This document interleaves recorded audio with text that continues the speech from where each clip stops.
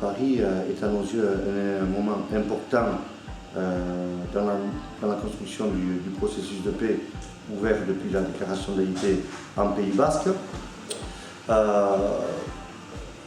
Cette importance se mesure à plusieurs niveaux.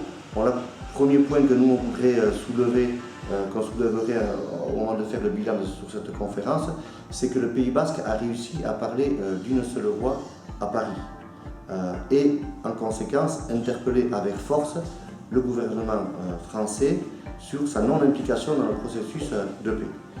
Donc le Pays Basque a réussi à parler d'une seule voix, par la voix de ses élus, par la représentation de différents acteurs montés du Pays Basque, et cette interpellation en plus a eu lieu au sein même de l'Assemblée nationale. C'est-à-dire que le gouvernement a été interpellé directement avec force et conviction au sein même d'une de ses principales institutions. Pour nous, c'est un élément très important qui a donné crédit à cette conférence et à la déclaration qui s'en est suivie. Interpeller Paris depuis l'Assemblée nationale, c'est quelque chose d'important. Effectivement, depuis quelques années, on voit qu'en Pays Basque Nord, de plus en plus de voix, jusqu'à être majoritaire maintenant, demandent à ce que le processus de paix s'enclenche et qu'en premier lieu, la question des prisonniers politiques commence à avoir une issue autre que celle que subissent aujourd'hui les prisonniers politiques basques.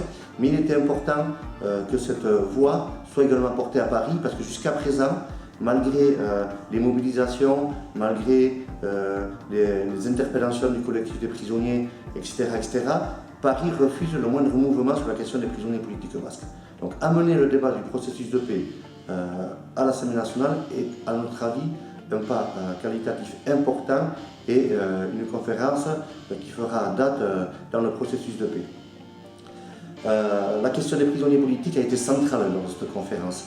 Ça n'a pas été le sujet unique, mais la quasi-totalité des intervenants ont souligné qu'aujourd'hui, pour que le processus de paix se renforce, entre autres, il fallait que la question des prisonniers et des exilés trouve une solution politique immédiatement.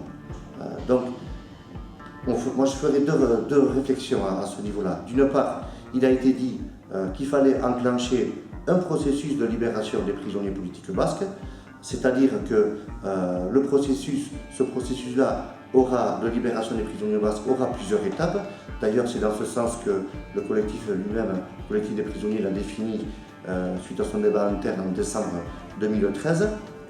La première étape de ce processus de libération des prisonniers sera le rapprochement, le regroupement, la libération des prisonniers qui peuvent avoir un aménagement de leur peine ou encore la libération des prisonniers malades. L'étape ultime sera l'amnistie et entre-temps, on connaîtra donc la libération de tous les prisonniers et le retour de tous les exilés.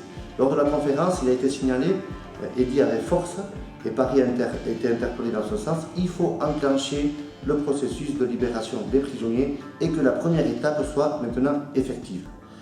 L'autre point important qui a été abordé sur la question des prisonniers, ça a été le rôle et la place du collectif des prisonniers politiques basques dans ce processus de paix-là.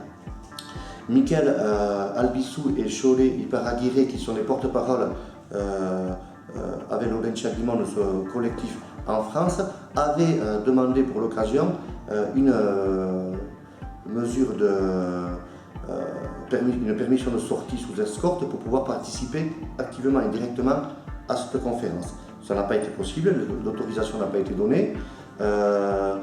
En signe de protestation, mais également d'appui à cette conférence, ils ont observé un jeûne le jour de la conférence, et Gabi Mouesca a fait une intervention qui a porté la voix de ce collectif lors de cette conférence. Ça veut dire que le collectif a été présent directement et physiquement lors de cette conférence et a pu affirmer sa volonté d'avoir un rôle moteur dans ce processus de paix-là. Et en conséquence de cela, il est évident maintenant que ce collectif-là doit avoir un rôle majeur et moteur dans ce processus-là. Et pour cela, il est demandé, bien évidemment, à toutes les organisations, y compris l'État français, de rentrer en contact avec ce collectif-là pour discuter avec eux et pour définir avec eux quelle doit être la feuille de route qui amènera leur libération.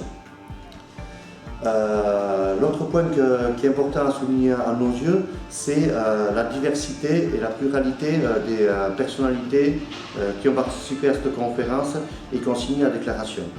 Jusqu'à présent, s'il existait en Pays Basque une diversité, une pluralité importante, au niveau hexagonal, jusqu'à ce jour, peu de soutien s'était affiché à ce processus de paix-là.